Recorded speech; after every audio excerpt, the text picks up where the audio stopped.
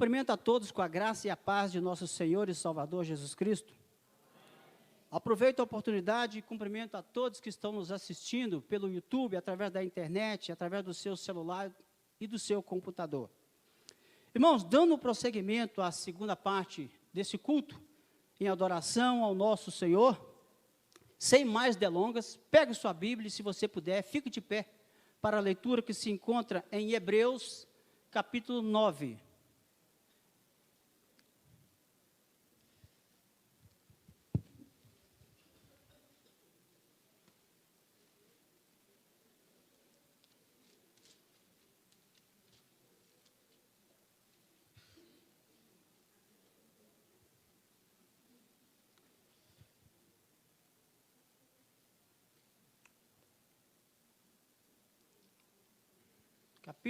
Capítulo 9, versículo 22.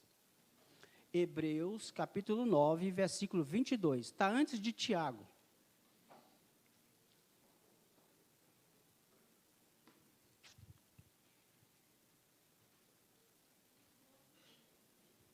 Que diz assim: de fato, segundo a lei, quase todas as coisas são purificadas com sangue, e sem derramamento de sangue não há perdão. Novamente, de fato, segundo a lei, quase todas as coisas são purificadas com sangue, e sem derramamento de sangue não há perdão. Feche seus olhos. Poderoso Deus e eterno Pai, Pai de nosso Senhor e Salvador Jesus Cristo, Deus, em nome de Jesus, te agradecemos por tudo que o Senhor tem feito por nós.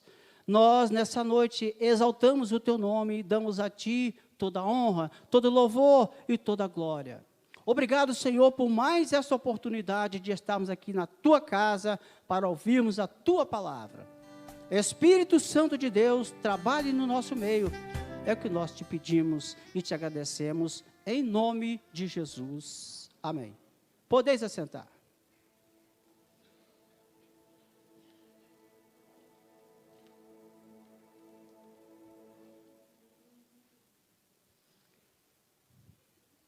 Amados irmãos, algum tempo atrás eu estava lendo um texto do Antigo Testamento e uma passagem despertou a minha atenção. E eu juntei ali as palavras, eu coloquei em ordem e preparei uma mensagem para expor aqui para os irmãos e sobre o assunto, e o tema é o preço do cálice, o preço do sacrifício e a ira do cálice. Há exatamente 2 anos atrás, eu preguei essa mensagem aqui para exatamente 30 pessoas. Nós estávamos em plena pandemia e essa era a quantidade de pessoas que suportava aqui naquela época. Então eu peço você que, para você acompanhar melhor, para você entender melhor o que eu estou querendo dizer aqui, se você puder, abra sua Bíblia em 2 Samuel capítulo 24, para você, na medida do possível, para você acompanhar o raciocínio.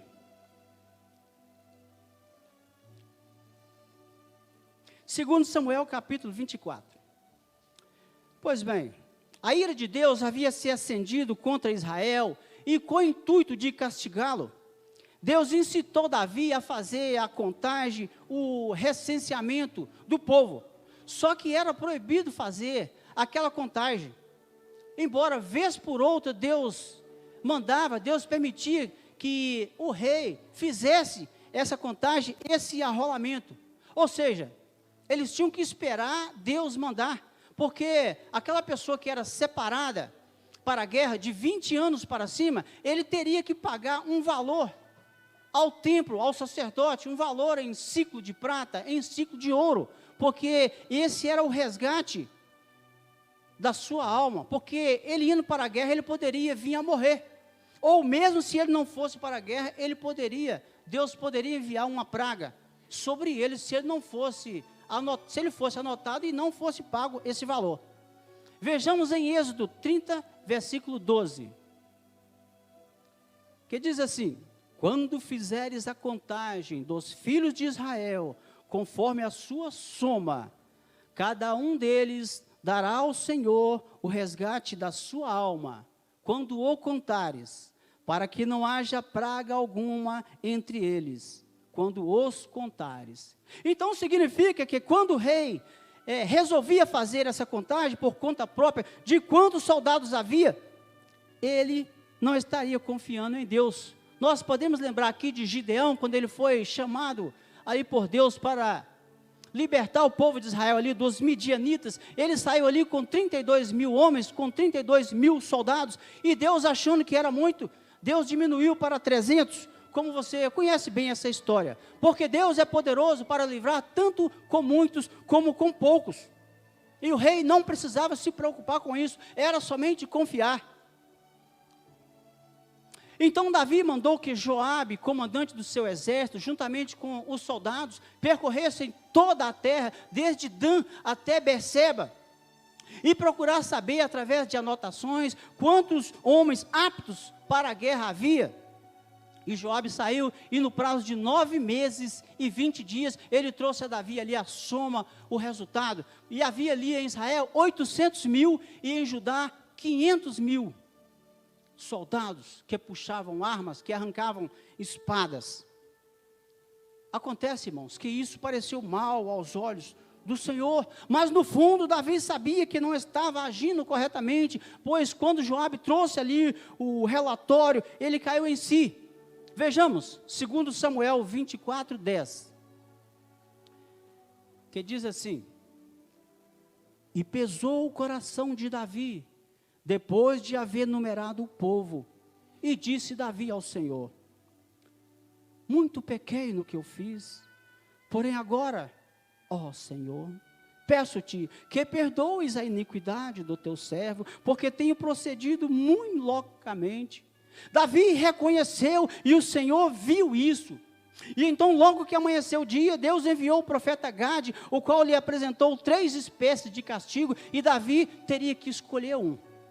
O primeiro seria 7 anos de fome sobre a face da terra. Segundo castigo, 3 meses Davi fugiria e seria perseguido pelos seus inimigos. Terceiro castigo, por 3 dias de peste sobre a face da terra, Deus enviaria. E Davi teria que escolher um desses 3 castigos. E ele então respondeu: estou em tribulação, eu estou em grande angústia, porém não caiamos nas mãos dos homens, mas sim nas mãos do Senhor, porque muitas são as suas misericórdias. De fato, Davi estava certo, porque no livro de Lamentações 3:22 está escrito que as misericórdias do Senhor são a causa de não sermos consumidos. E confiando nessa misericórdia de Deus, Davi escolheu o terceiro castigo, e então Deus enviou uma peste, uma praga, uma pandemia. Mas Deus, na realidade, Ele queria castigar, era o povo. E então dessa praga ali morreu 70 mil homens, entre mulheres e crianças. Deus, onisciente que é, Ele já sabia que Davi iria escolher essa terceira opção. E aquela praga continuava matando. E a Bíblia diz que, estando o anjo com a mão estendida sobre Jerusalém, para destruir Jerusalém, o Senhor Deus se arrependeu daquele mal e disse: basta, retire a tua mão. E neste exato momento, Deus fez com que Davi o enxergasse. Muitas das vezes, do mesmo jeito acontece conosco, nós passamos por lutas, nós passamos por provações, muitas das vezes é Deus tratando conosco, mas nós não enxergamos. Deus nos corrige é porque Ele nos ama. E aí depois, quando passa a luta, depois quando passa a prova, a tribulação, nós vamos ver que Deus nunca saiu de perto de nós, Deus nunca nos desamparou. Assim como Ele estava com Daniel lá na cova dos leões, assim como Ele estava com Davi lá no vale, quando ele lutava contra o gigante. Não é por ódio ao ouro que o ourives o introduz ao fogo, mas sim para purificá-lo, afiná-lo ainda mais, para depois fazer ali uma linda joia. Não é por ódio ao barro que o oleiro o amassa, muitas das vezes até com os pés, mas é para afiná-lo ainda mais, para que depois seja feito um belo e forte vaso. Essa prova que talvez você está passando, ou eu estou passando, não é para nos envergonhar, não é para nos tirar da presença do Senhor, e sim para nos tornar mais forte, e Jesus ser glorificado, quando nós viemos aqui na frente, dar um testemunho do que Jesus fez na nossa vida. Aleluias! E então, Davi, ao ver o anjo, segundo Samuel, capítulo 24, 17. E vendo Davi o anjo que feria o povo, falou ao Senhor, dizendo: eis que sou eu o que pequei, e eu que iniquamente procedi, porém estas ovelhas que fizeram? Seja, pois, a tua mão contra mim e contra a casa de meu pai. Ó, irmãos, eu posso imaginar quando Davi disse isso, irmãos, Deus ficou alegre, pois ele não transferiu responsabilidade, ele assumiu a sua culpa. Quantas vezes nós também fazemos algo sem consultar a Deus, e quando as coisas dão errado, nós colocamos a culpa nas circunstâncias, nós damos desculpas, e muitas das vezes até nós culpamos Deus. Não faça isso, assuma a sua responsabilidade. Foi quando então, naquele mesmo dia, Deus enviou até Davi o profeta Gade, que ele falou: levanta o Senhor Deus, nesse lugar, um holocausto, ofereça a Deus um sacrifício nesse lugar. Então Davi imediatamente se pôs de pé, e foi ali até o fazendeiro, dono daquelas terras, de nome Araúna. E quando aquele fazendeiro viu Davi chegando, a Bíblia diz que ele se inclinou com o rosto em terra e disse: por que vem meu senhor ao teu servo? E Davi lhe disse: para comprar de ti essa terra, para oferecer ao Senhor um holocausto, um sacrifício, para que cesse de entre o povo esta praga, essa pandemia. E Araúna lhe disse: ó rei, meu senhor, eis aí a terra, há aí também bois e lenhas, pegue-a e ofereça ao Senhor teu Deus, como bem parecer aos teus olhos. E Davi lhe disse: não, mas por certo preço te comprarei, porque eu não oferecerei ao Senhor meu Deus algo que não me custe nada. Aleluias! E assim Davi comprou aquelas terras, aqueles bois, por 50 ciclos de prata, e ali ele ofereceu a Deus o sacrifício, o holocausto. Quantas vezes nós damos a Deus somente o que nos sobra, ou o que não irá nos fazer falta, não ofertamos, não dizimamos na casa do Senhor, e muitas vezes nós falamos: irmão Milton, eu não tenho, eu não trabalho. Não vai ter mesmo, porque você está declarando com a sua boca que você não tem. Deus está interessado, não é em quantidade, mas sim na qualidade. Comece a ofertar, comece a dizimar na casa do Senhor o pouquinho que você tem, para você ver o que Deus vai fazer na sua vida.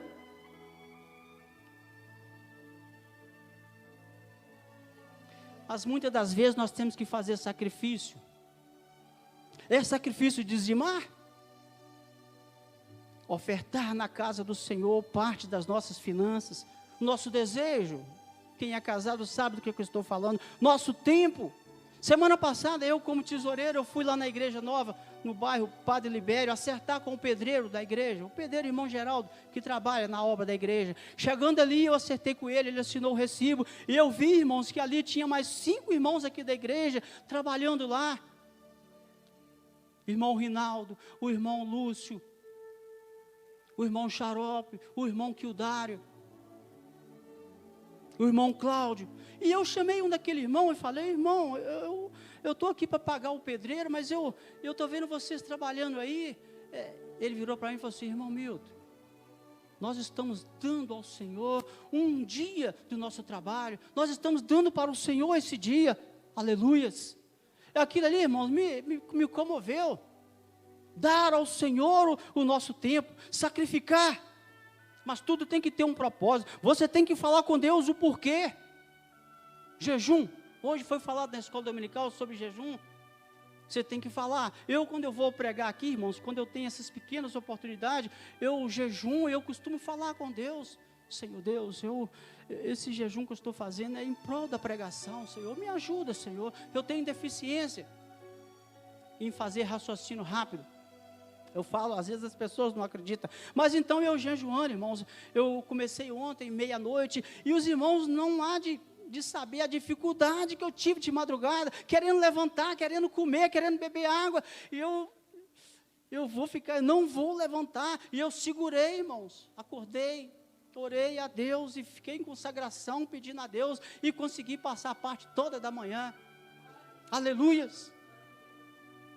Esse sacrifício, diferente do sacrifício pelo pecado. Pois bem, no Antigo Testamento, quando um homem ou uma mulher pecavam, eles tinham que levar ao sacerdote no templo uma ovelha, um carneiro, um novilho, uma pomba, uma rolinha. Isso, dependendo do pecado, esses animais seriam mortos e o sangue era derramado sobre o altar e parte desse sangue era espargido sobre a parede. Então, realizado esse ritual, o pecado era perdoado, temporariamente ou encoberto. Mas o animal tinha que ser puro, sem defeito algum, sem mácula, sem ruga, sem mancha. Só assim seria aceito por Deus, porque havia ali no templo uma equipe de sacerdotes levitas, preparados só para conferir o animal. Se fosse detectado ali sequer uma unha quebrada, uma orelha caída, seria descartado na hora. Para Deus perdoar, tinha que ser puro. Para Deus nos perdoar, temos que ter um coração puro. Quando você pedir, quando você implorar o perdão, porque Deus vai conferir, porque Deus vai sondar o seu coração. Em Levítico 6:7 está escrito: e o sacerdote fará expiação por ela diante de Deus, e será perdoado de qualquer das coisas que fez, tornando-se culpada. Irmãos, nem todos os pecados eram perdoados pelo sacrifício. Nós temos que olhar todo o contexto. Por exemplo, amaldiçoar pai e mãe. Levítico 20, versículo 9. Amaldiçoar a Deus. Levítico 24, 16. O homicídio doloso, ou seja, matar alguém com intenção. Levítico 24, 17. Entre outros, não havia perdão. A pessoa seria arrastada para fora do arraial e apedrejado até a morte, porque o sacrifício não cobriria esses 3 tipos de pecado. Mas retrocedendo um pouco mais atrás, irmãos, quando o homem pecou lá no jardim do Éden, ele se afastou de Deus, pois o pecado faz separação entre Deus e o homem, porque a aliança foi quebrada. Você já percebeu, irmão, quando nós fazemos algo de errado, quando nós pecamos, nós ficamos tristes, irmãos, parecendo que nós estamos morrendo por dentro, espiritualmente falando. Em Romanos 6, 23, está escrito: porque o salário do pecado é a morte, mas o dom gratuito de Deus é a vida eterna por Cristo Jesus, nosso Senhor. Acontecia repetidas vezes. O povo de Israel pecava, oferecia sacrifícios. Pecava e oferecia sacrifícios. Chegavam a oferecer vários sacrifícios no mesmo dia, pelos mesmos pecados. Foi aí então que Deus se cansou disso. Isaías 1:11. Que diz: de que me serves a mim, a multidão de vossos sacrifícios? Diz o Senhor. Eu já estou farto dos holocaustos de carneiro e da gordura de animais cevados. Eu nem me agrado de sangue de bezerros, nem de cordeiro, nem de bodes. Ou seja, nada disso tinha valor, porque não havia o arrependimento. O sangue do animal derramado simbolizava o pecado sendo expiado. Como não havia arrependimento verdadeiro, Deus resolveu que não seria mais assim, mas sim um único sacrifício. Foi então que Ele nos concedeu a graça de nos enviar Jesus Cristo, o seu Filho amado, o Cordeiro Santo. Aleluias! Aleluias!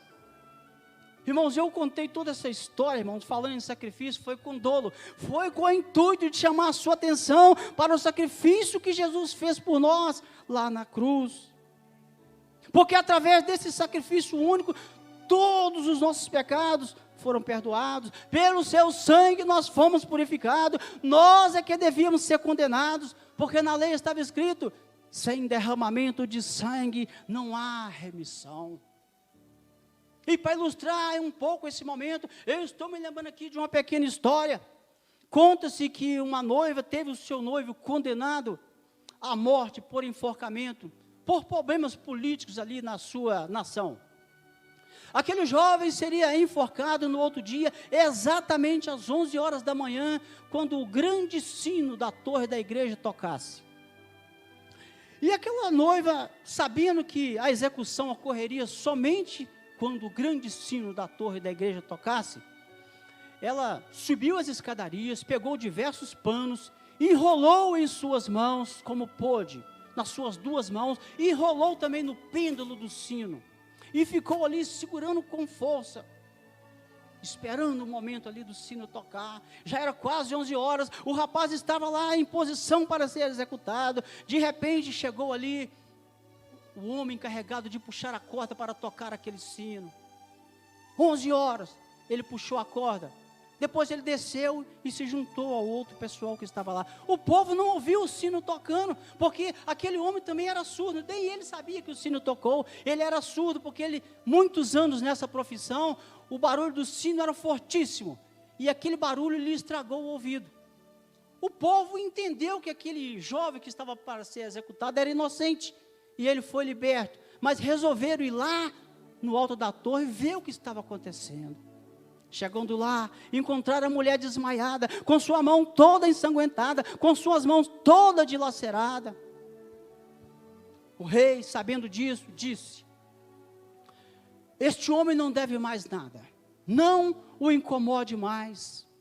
Já houve derramamento de sangue. Assim também aconteceu conosco, irmãos. Jesus se sacrificou para que nós não morrêssemos.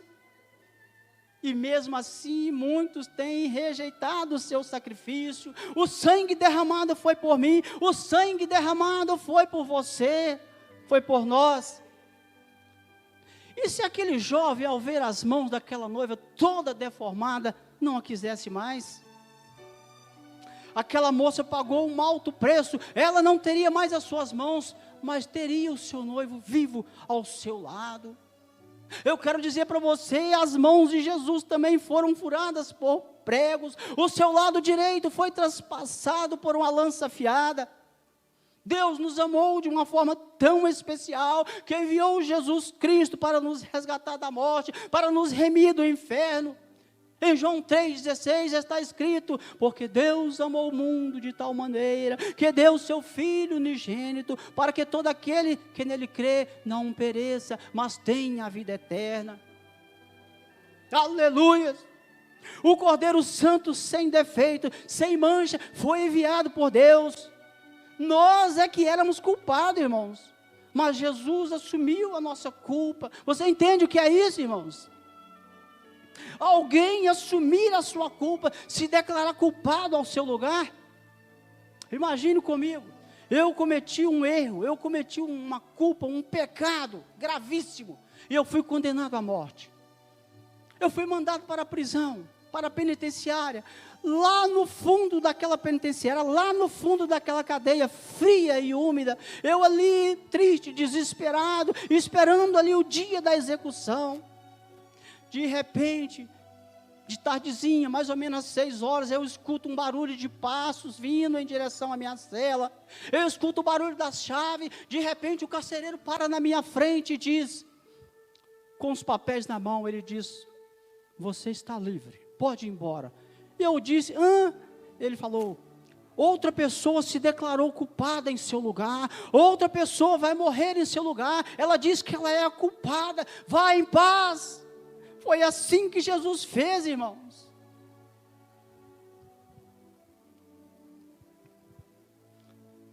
Em Isaías 53, versículo 4, 5, 6 e 7, Está escrito.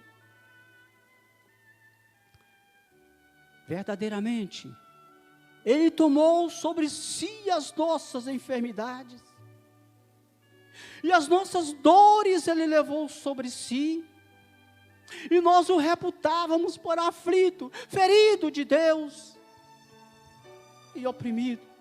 Mas Ele foi ferido pelas nossas transgressões, e moído pelas nossas iniquidades. O castigo que nos traz a paz estava sobre Ele, e pelas suas pisaduras nós fomos sarados. Aleluia! Todos nós andávamos desgarrados como ovelha, cada um se desviava pelo seu caminho, mas o Senhor fez cair sobre Ele a iniquidade de todos. Ele foi oprimido, mas não abriu a boca. Como um cordeiro foi levado ao matadouro, e como a ovelha muda perante os seus tosqueadores, Ele não abriu a sua boca. Essa palavra é real. Esse sacrifício que Jesus fez é verdadeiro, porque o pecado havia acabado com nós, mas o apóstolo Paulo diz que onde o pecado abundou, superabundou a graça de Deus é maior do que o pecado que nos rodeia, a graça de Deus é maior do que o pecado que nos cerca. Eu era pequenininho, irmãos, eu me lembro, eu morava no interior, naquela época não tinha supermercado, havia vendas, e naquela época eu era muito pobre, naquela época meu pai fazia compra numa venda, e ali o dono da venda vendia para meu pai os mantimentos, arroz, feijão, óleo, e meu pai, quando podia pagar, ia lá. Então nessa caderneta, quem aqui já viveu essa época de fazer compra por caderneta? Muitos irmãos.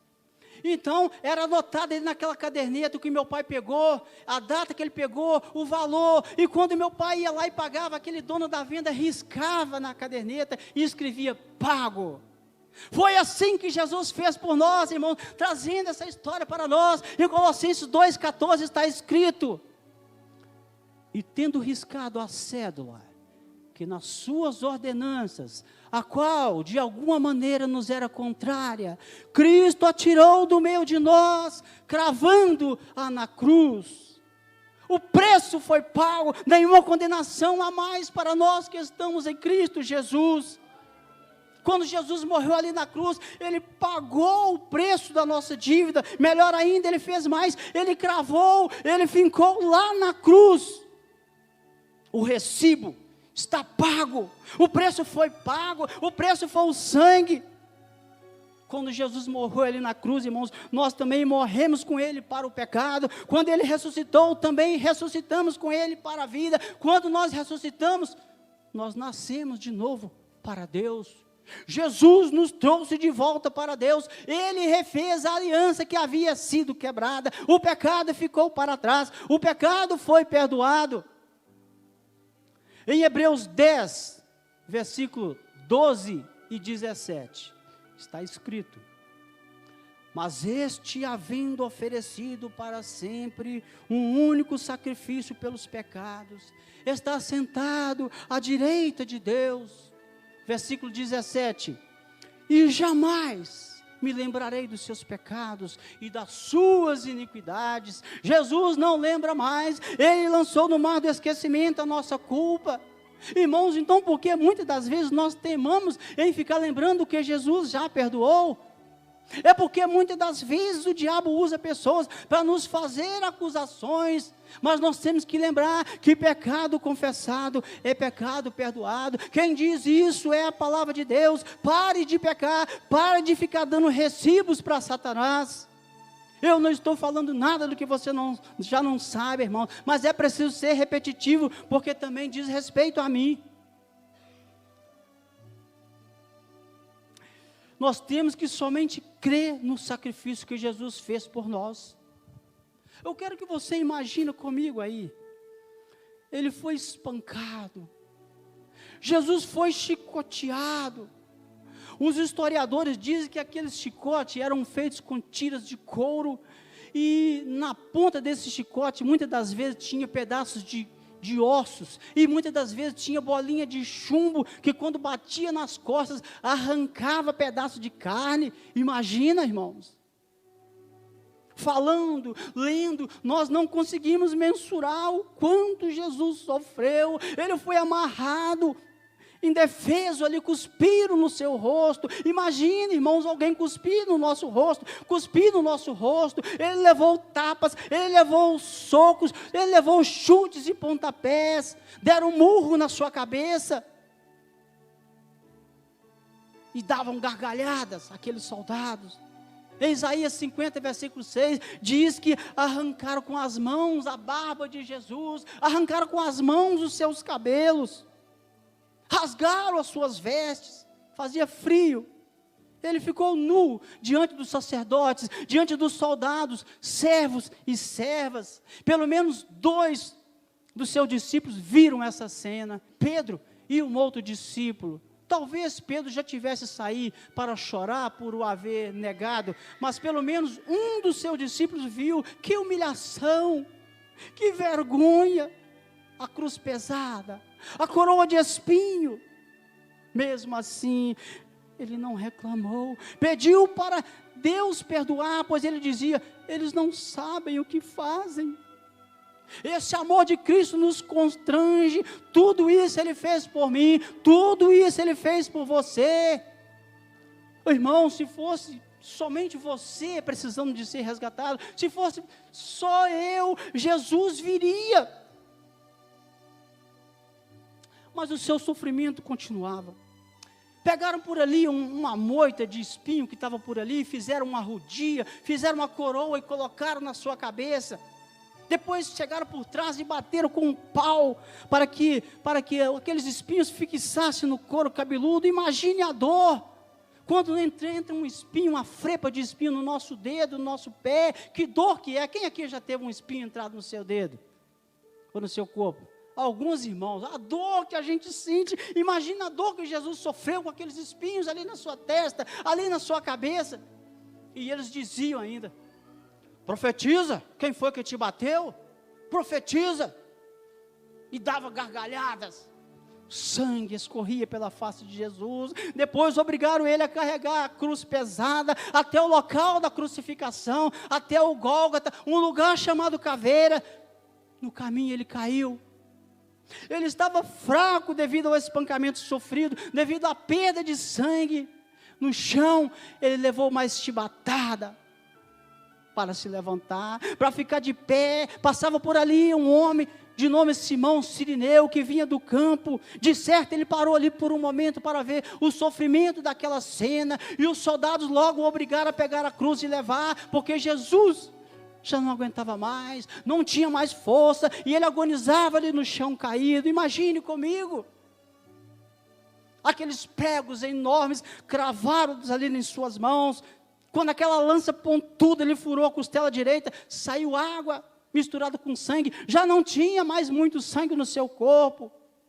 Pendurado ali na cruz, ele gritou: Deus meu, por que me abandonaste? Ou seja, meu Pai, por que o Senhor me abandonou? Irmãos, sabe por que Jesus se sentiu abandonado, irmãos? Foi por mim, foi por você. Foi porque quando ele estava ali próximo de consumar o plano de salvação, pouquinho antes dele entregar o Espírito e morrer, ele absorveu todos os pecados do mundo, todos os pecados da humanidade. E o ser humano, irmãos, olha que o ser humano é capaz de cometer pecados, atrocidades terríveis que nós nem conseguimos imaginar. Espiritualmente falando, naquele momento, todos os pecados do mundo todo estavam sobre Jesus. E Deus, quando olhava para Jesus, Ele via, era o nosso pecado. E Deus é santo, Deus não suporta pecado. Então foi necessário que Ele desviasse por um momento o olhar de sobre Jesus, para Ele poder morrer. E eu até acredito, irmãos, que se Deus não desviasse o olhar de sobre Jesus, Ele não morreria, porque Ele é a vida, Ele é a ressurreição, Ele é o pão vivo que desceu do céu. Aleluias. E Ele morreu. Ele morreu foi para que nós pudéssemos viver. Morreu foi para que pudéssemos estar aqui hoje. Muitos estão lá fora, né, bebendo, fumando, neste exato momento se prostituindo na orgia. Mas nós escolhemos estar aqui. Nós poderíamos estar em qualquer outro lugar, fazendo qualquer outra coisa, até mesmo algo que entristece a Deus. Mas nós temos que lembrar, Jesus morreu por nós, mas também morreu por essas pessoas aí fora. Essas pessoas estão cegas e não sabem distinguir o bem do mal. Nós temos que ter amor por eles.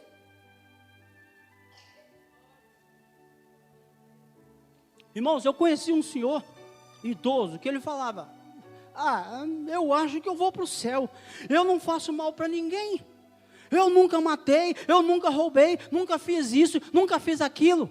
Que bobagem!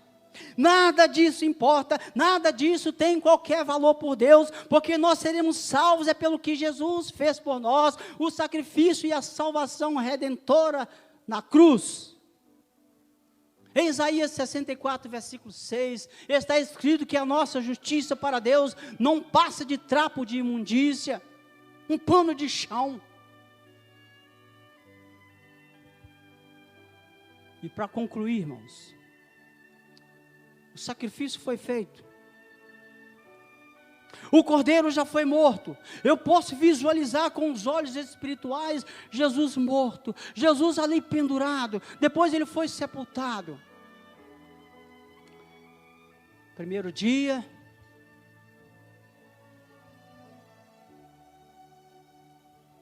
segundo dia, os demônios então fizeram uma festa urgente para comemorar.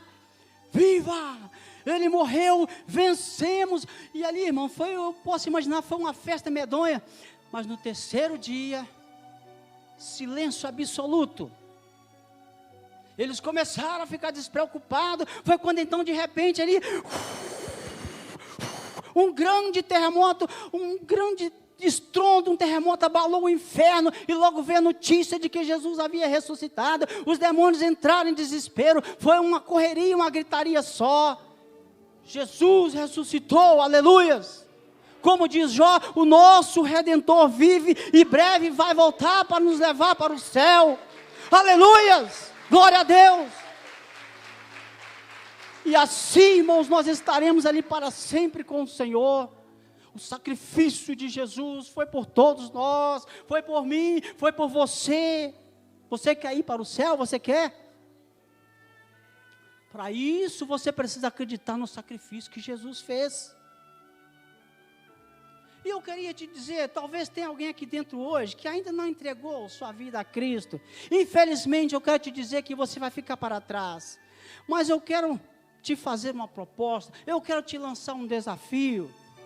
Se você ainda não entregou sua vida a Cristo, se tem alguém aqui dentro que ainda não aceitou Jesus como seu Salvador, e se hoje quiser aceitar Jesus, vem aqui na frente, nós vamos orar por você, seu nome será escrito no céu, no livro da vida.